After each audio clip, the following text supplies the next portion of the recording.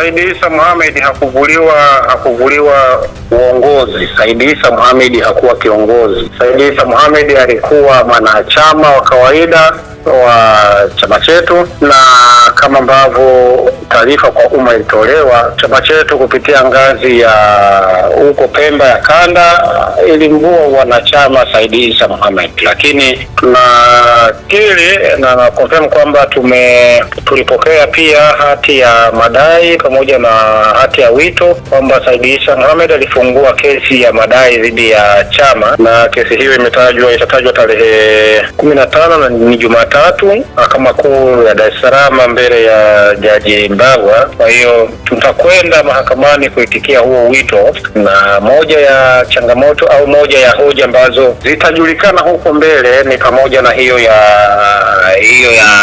wanachama, hiyo ya membership. Sasa tutajua huko kama Said Issa Mohamed ni mwanachama au sio mwanachama, lakini kwa jinsi ambavyo niliona alivyoandika yeye kwenye hati yake ya madai, amesema yeye ni mwanachama wa Chama cha Demokrasia na Maendeleo Chadema, first ambazo nafikiri chama kitampa majibu, lakini sasa tutajua huko mahakamani. Lakini tumepokea wito huo kwa akijitambulisha kwa utambulisho huo, lakini pia haibishaniwi kwamba ni kweli kanda ya Pemba ilimvua wanachama Said Issa Mohamed, lakini hata hivyo kuna hiyo kesi iliyoko huko mahakamani. Sasa kuhusu rai kama anaweza kufanya hivyo akiwa sio mwanachama au nini, nafikiri ni mambo ambayo yanapaswa kusubiriwa kwa sababu yatajadilika tu huko mahakamani huko ili tujue kama anayo hayo mamlaka ya kufungua kesi au hana. Tutafahamu tu huko mbele safari, lakini kwa sasa itoshe tu kusema kwamba chama kilipokea hati ya wito na nakala ya madai yake, na ni kweli kwamba kuna hiyo kesi iko mahakamani kama ambavyo umetaarifiwa.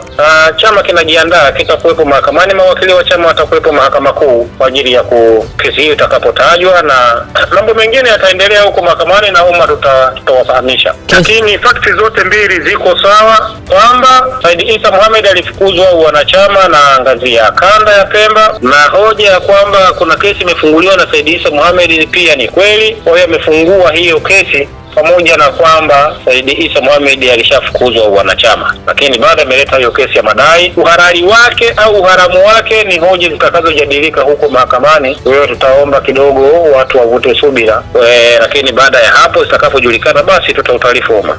Kesi ya namna hii imewahi kufunguliwa, na kwa takriban miezi kadhaa iliyopita tumeshuhudia baadhi ya viongozi, hata pia ukienda mahakamani kwa ajili ya kusikiliza shauri la Said Issa Mohamed pamoja na viongozi wa Chama cha Demokrasia na Maendeleo Chadema, ikiwemo hatua za chama kusitishiwa shughuli zake za chama, na sasa amekuja tena kwa mara ya pili, na shauri lililopita mahakama iliweza kulifutilia mbali. Ni kwa nini achukue hatua hizi tena kwa mara nyingine wakati mahakama tayari imeshatoa uamuzi wa kulifuta shauri kama hili ambalo amefungua tena mahakamani? Swali lako ni zuri sana, lakini sababu za kwa nini achukue hatua za namna hiyo nafikiri angekuwa kwenye nafasi ya kuzieleza yeye mwenyewe mfungua hilo shauri. Sisi tu kama chama ambacho tunaweza kusema ni kwamba tumepokea hayo mamiko yake yanayoitwa kesi au madai yake, na tutafuata tu taratibu wa kisheria ulivyo, kwa maana ya kujibu hicho alichokiandika. Kama hoja nyingine zitaibuka humo kuhusiana na uhalali, ndio nimesema hayo ni mambo ya mbeleni ya kusema, lakini itoshe tu kusema sisi tumepokea. Sasa kwa nini amekwenda wakati kulikuwa kuna hayo maamuzi ambayo na wewe unayafahamu na umeyarejea hapo?